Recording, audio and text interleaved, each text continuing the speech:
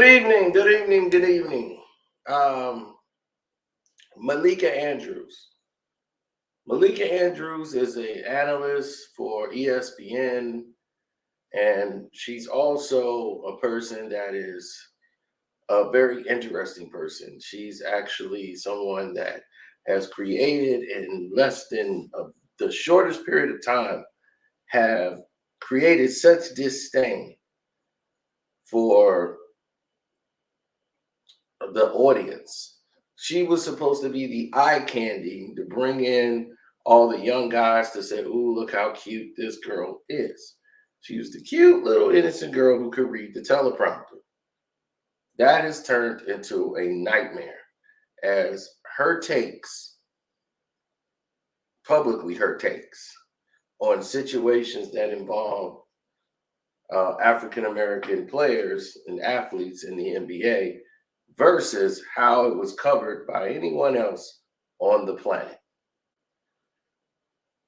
has came out to a negative slight towards her because they didn't appreciate the way she was covering it. And the problem is the way she was covering it was in such a biased way that the network seemed to be okay with all of it. Lets you know that no matter how egregious it was done, they didn't care. She wasn't reprimanded. She wasn't warned because it was exactly what they approved. So the problem really is the network, not her. It's bigger than her. It's the network. But they got someone who is right and cute and right in line to do what it is that she did. And now no one likes her. And they really got their firsthand knowledge looking at her and got a whole quality control room doing a whole rendition of we need to evaluate what the public perception of Malika Andrews is.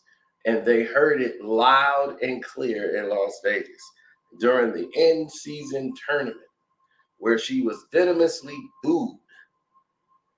That's right, venomously booed, which they muted out for the home audience once they announced her name as she got sideline interview the players as they brought in the kids from NBA Cares.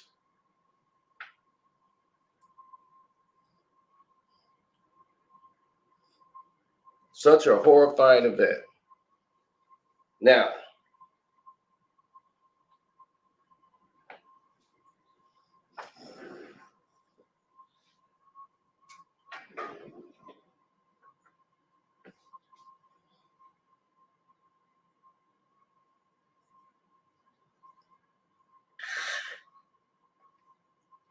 what transpired after that was a series of unlucky events.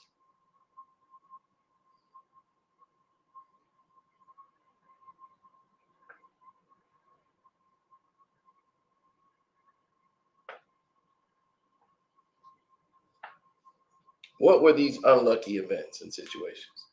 Well, because of this incident, right? After the celebration, it was said that Malika Andrews sat back and cried after this was all over. And everyone thought she was crying of tears of joy for the Los Angeles Lakers. But she's like, oh my God, they hate me. As she was talking to another colleague behind the scenes. Oh my God, they really hate me, is what she said. Now, this was being alleged that this happened right after the ceremony. And during the ceremony, or when the ceremony was going on, this wasn't the case. But when it was all said and done, after all the clamoring was over, this became the notion. And it was so much so that Malika Andrews will no longer be doing outside events. Now, if you look at this here, good people, This is an event where she was outside. The last time you're probably going to see her do an outside event for the in-season tournament. And then when it came down to the crowd, they were just booing. Malika Andrews. Thank you. Ladies and gentlemen, we are joined by members of the Boys and Girls Club. 2023 NBA In-Season Tournament Award Ceremony, ABC and ESPN. Now you get to hear Malika Andrews. Thank you. Ladies and gentlemen, we are joined by members of the Boys and Girls Club of And ESPN. Now listen to the Malika crowd. Andrews.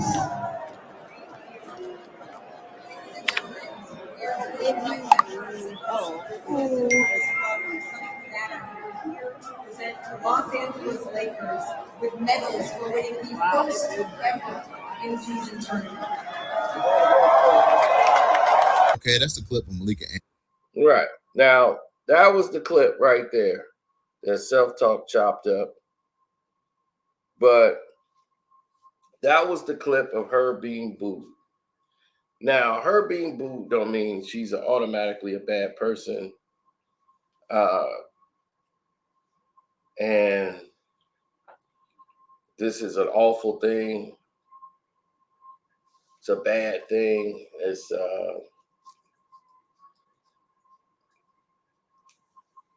not going well. She's got a guy coming out telling her she's drinking hand sanitizer. You know, we got something for you right here. You want to hook up? got that Pharrell, baby. Fresh. This that 2023. So it lets you know there's different situations, there's different times and modes for everything. I've been one that been very lenient in the ordeals of dealing with said situations when it came to Malika Andrews. Her ways and actions has kind of brought her to this unfortunately timetable of her covering professional athletes. She's very inexperienced at her job, and she might have been an assistant or an analyst throughout her career. You know, this clearly is out of her wheelhouse.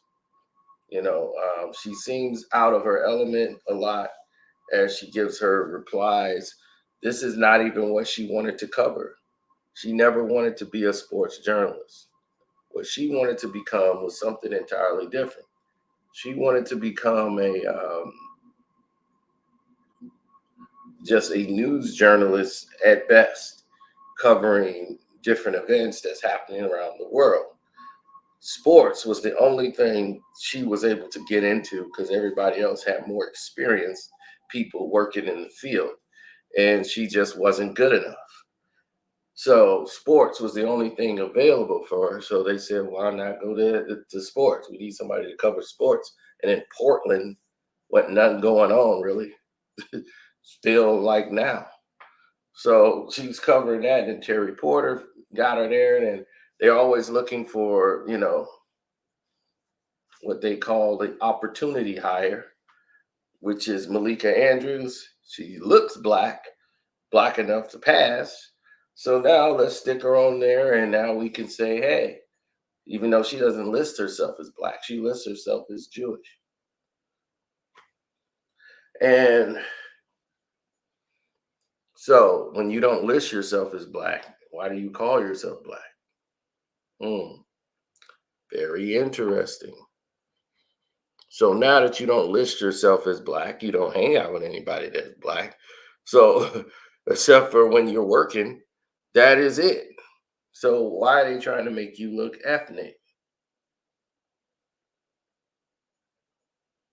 They never did that before, but now they need you to look the part so they can say that we are not bigoted here at ESPN. Now, if you know that, then you know this. No one cares about her position. Her position has never changed. Nothing has ever went by and gotten anything to anywhere. It's just been more problems after more problems.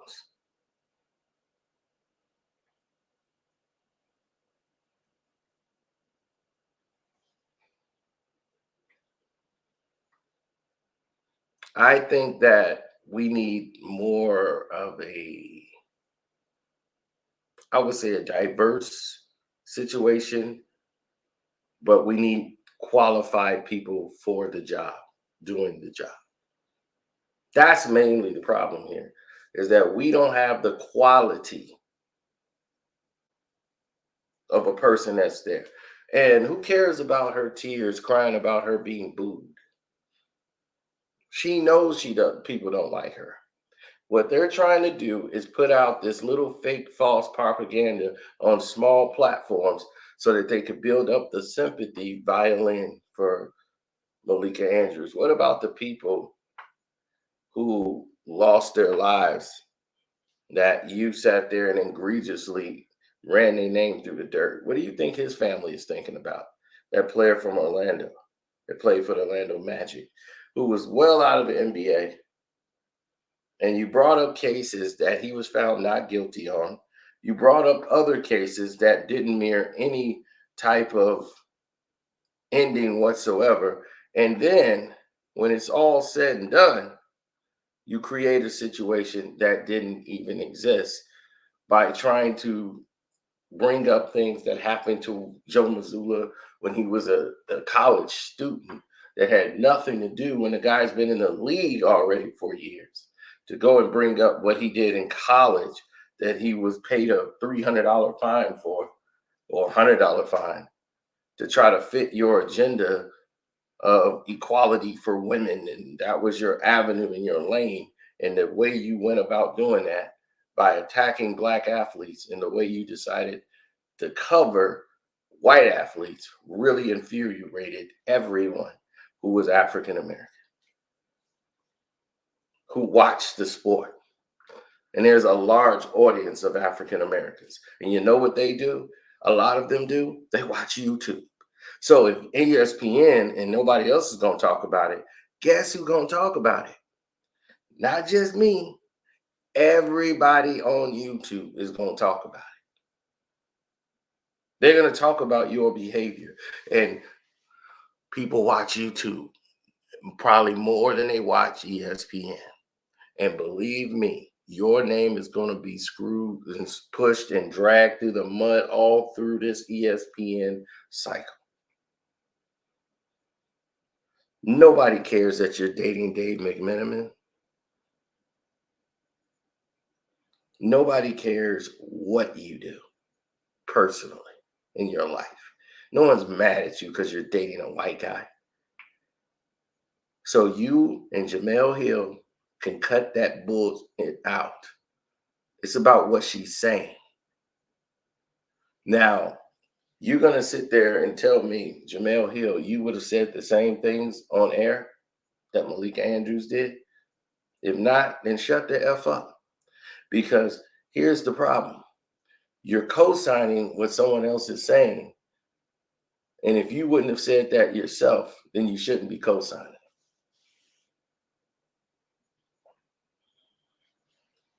Now, if you said you would have went out there and said that in front of a whole audience of people, I would call you a liar and demand you be fired. Oh, well, you already got fired, but you already know what it is over there. So the problem isn't just Malika Andrews, as I want the whole general public to see that this is bigger than Malika Andrews. What this is a monstrosity.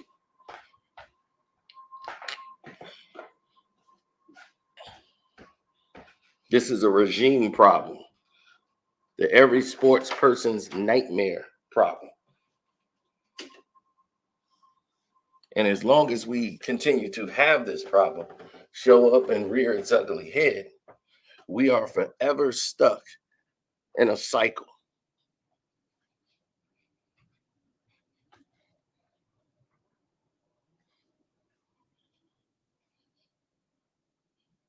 As long as this cycle is going on and spinning the way it is,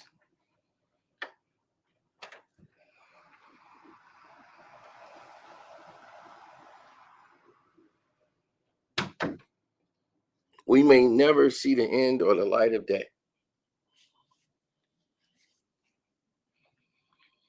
People watch basketball not for commentators. Surprise, surprise. We don't watch this game because of commentators. We watch it for the players and the guys who have played this game. Okay? We don't care about the commentators. Now, if someone's giving us good reports like Stuart Scott, rest in peace, what he laid down as a foundation of making it exciting and brought it a new era of entertainment.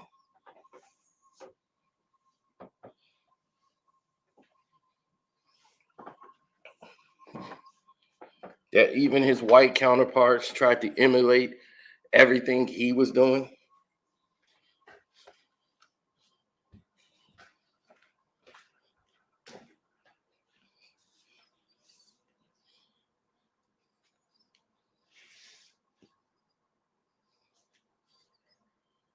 It's too much at stake. Too much. People are tired of it. They really are. They're tired of it. I'm tired of it.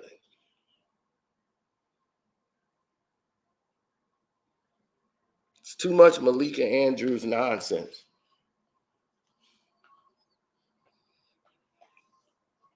It's too much. How many times must we go through this? How many times? We've seen people like Malika Andrews come and go. But now you have people like Taylor Rooks who's come in and know better than to follow the ESPN route. And a lot of you guys said, well, why Taylor Rooks ain't doing it? Taylor Rooks don't work for ESPN.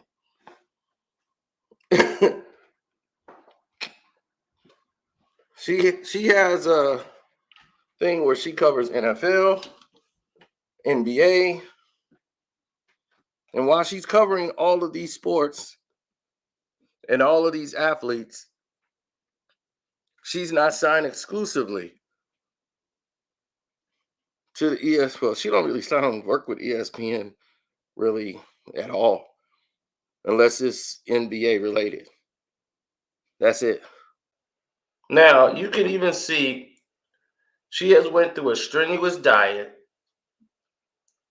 and she brought us the amazing feature of flying airplanes. Flying airplanes on national television. She brought that to sports. Who could fly this plane the farthest? And she caught it with her teeth. This is the fun and entertaining, knowledgeable thing she brought to the platform. Then they have the Papa Shot Championship for the in-season tournament. As you can see, after her strenuous weight loss that she went through, she's now a whopping 89 pounds. And now, because of all of this, we get to see this Papa Shot. Let's take a look.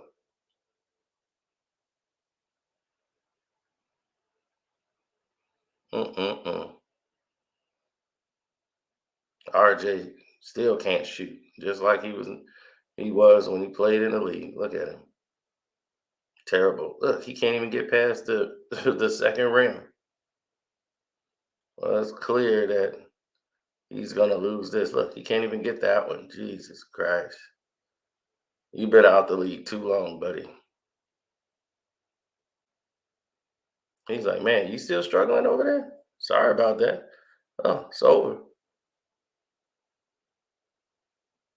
That's the whopping entertainment we get.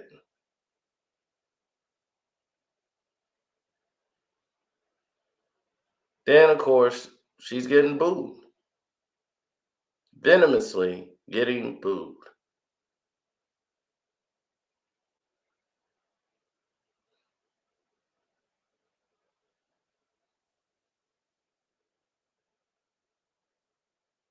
She almost has no sense or purpose of being on the floor.